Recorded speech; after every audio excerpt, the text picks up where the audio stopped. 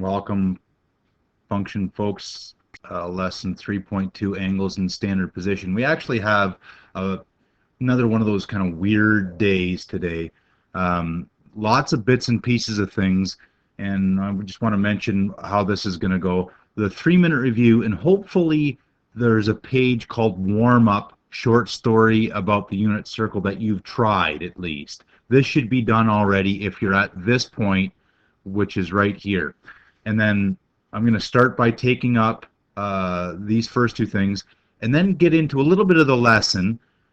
But most of today's work is kind of filling out a sheet, and you can do it without me. I will take it up, and you'll get to see that in this video or perhaps part 2. But at some point during the lesson, you could probably stop it and start working in class. Again, notice that if you stop around here and start working in class, I do take up this bits and pieces, and there is also an example right at the end that you'll need to watch. And if you can't watch in class, you might want to watch those lessons. But there is part of it, at least this part, that you can do in class.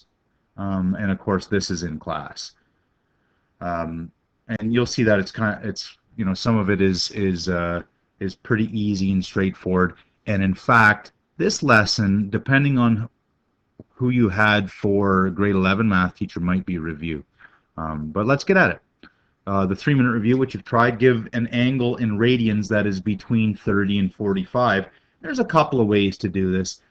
Certainly, you could figure out what this is, what 30 degrees is in radians and 45 degrees is in radians, and then find an angle that's between them. That's one way to do it. So let me just describe that. I'm not going to do it that way. I'm going to describe over here that this is kind of like another method you could do. We could think of, okay, let's find, when we want to find any angle that's between 30 and 45, this is in degrees. I could change those to radians, right? Change those to radians, and it ends up that this is about 0.52, and this is about 0.78, and so any angle that's between 0.52 and 0.78 will work. Probably, then this is the way that I expected. Most people would just pick an angle in degrees that's between 30 and 45. So 40 is an angle that's between, that's in degrees, and change that one to radians, right? So, and I don't know what that is, but I'm going to use my key to find that. And 40 isn't one of my special angles, so I could cross multiply and divide, cross multiply, and then divide. 40 pi equals 180x. In fact, I could leave this in perfect form if I wanted to. Divide by 180, and then I get, what do I get? 2 pi over 9. And that's an exact angle. Now, is 2 pi over 9 in this range that I talked about over here? You can pound that into a calculator. Indeed, it is. So there's a couple different ways to get this one. Give an angle in radians that is coterminal with 120. 120 degrees, and we want an angle in radians that's coterminal with that. Well, this, and we talk about this today, one thing I might be interested in is to figure out, well, where the heck's negative 120? I'm going to draw a little diagram. So negative is in the opposite direction. We normally think of rotation angles going this way, but it's an opposite direction. That would be 90, and then a little bit more, 30 degrees more. There's negative 120 right here, right? Negative 120, and I can't use that. I want an angle in radians that's coterminal with that. So I have to find an angle that's coterminal with 120. There's the phone. Great. Love the interruptions. I'll be back in a second. Wrong answer. Okay, where was I? Coterminal. I can see that this angle here is coterminal, right? I could go spins around. We talked about coterminal earlier. But what's this angle in degrees? Well, this much is 180, and then this little bit more, right? So what is that? Well, we said that this was 30. This must be 60. So this would be an angle. 240 degrees, right? That's an angle that's coterminal with 120. They end in the same spot, so I could convert that to radians. So this is degrees. This is radians. And notice this is the same as I did over here. It doesn't matter which one's on top as long as I have my key sorted out, right? Degrees and degrees on top, radians and radians on the bottom. I can cross multiply and divide now. 240 pi equals 180x, divide by x, or it's not divide by x, divide by 180, and then I get my angle. Now this can be reduced, right? So 60 goes into 240, that's 4 times. 60 goes into 180 3 times. And in fact, that's an exact angle. So this is an angle in radians coterminal with negative 120. And if you recognize, maybe you're getting a hint here. You remember 60 is one of those special angles from last year. Maybe there's some special angles this year. We're using radians, and in fact, that is one of them. So this is where we're headed today. Right, and I also hope. Oh, there's my opening spiel. I also hope that you've started this, you've tried this warm up. And again, depending on who you had for grade 11 math, this unit circle business may be easy or it may be brand new.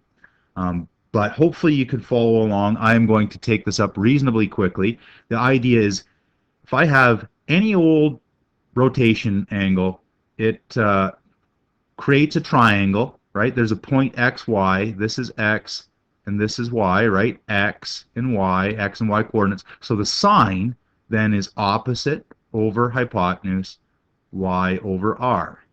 Cos is adjacent over hypotenuse, right? The adjacent side to theta over R. Tan is opposite over adjacent Y over X. And those are the ratios. And now we have a but. But now if R equals 1 from the diagram in 1, that would be a great value if R is equal to 1. Then we are dealing with a unit circle. A unit circle has radius 1. And so now sine theta, if R is 1, is equal to Y. Because Y divided by R, Y divided by 1 is just Y. And cos is just X. Then tan theta, well, is still just Y over X. Or if I wanted to, I could see it as sine theta over cos theta, right? Because I just wrote down Y is equal to sine and cos is equal to X. And so notice that if this is a unit circle, wherever this point crosses gives me the X and Y coordinates. Hypotenuse is 1. This is the cos of theta, right? X coordinate is the cos of theta. Y coordinate is the sine of theta. So when the terminal arm of angle theta meets a unit circle, that's radius 1 like this, not this case over here, but unit circle, then X equals cos theta, Y equals sine theta. And this will actually come up quite a bit when we're talking about trig and some problem solving. This idea allows us to get the trig ratios of angles, or at least estimates, quickly from the diagram. So here, sine theta is, well, we don't know, right? This is a big angle. We don't know. I'm not going to get out my protractor or anything like that. But what I'm interested is in this point right here, right? Because if that point right there is the point XY, and I can just read the point. It looks like it's, the X coordinate is negative 0.5. The Y coordinate is, I don't know if that's negative 1 there. It's almost negative 1. Let's say negative 0.9. And I think of that triangle there. Then sine theta, well, that is the Y coordinate. Sine theta is 0.9, and cos theta is the X coordinate,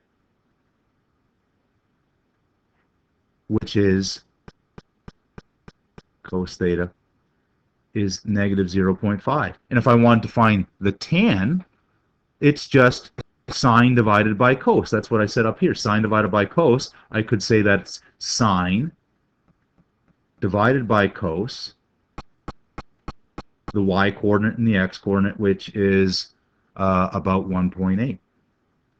And I didn't need a calculator. I didn't need a protractor. I got that straight from the unit circle. So drawing a good diagram and thinking about the unit circle is going to be a big tool for us here. Using the unit circle becomes particularly useful when discussing some special angles. So that's it for that one. Must be on the next page. Here we go. Sine theta. Sorry, sine 0. And 0 is this rotation angle, by the way. There's 0, right? And so what I'm interested when I think of sine 0 is I'm thinking about this point, xy, which is the point 1, 0. Well, this is cos, and this is sine. Sine of 0 is 0. Cos of 0 is the x-coordinate, which is 1. And then the tan of 0 is just y divided by x. Y divided by x is 0. And check them on your calculator. That's the case. And why is this blocked off here? Why can I not see this? So I guess I must be saving it. So here's the rest of the answers. Hopefully you tried them. I'm going to just get rid of that and reveal them. If you didn't understand this and you want to give it another go, give it another go. There's the rotation angle of 90. This is the point 0, 1, right? 0, 1 is that point on the unit circle. So the cos of 90 is 0, and the sine of 90 is 1, right? Because remember, x is cos, y is sine. And so I can get these values quickly. And notice that when I go y divided by cos, the tan is undefined. So the tan of 90 is actually undefined. All right? Give these a go. I'm going to, if you haven't tried them all yet, pause the video now, give them another go. I'm going to reveal them in just a second.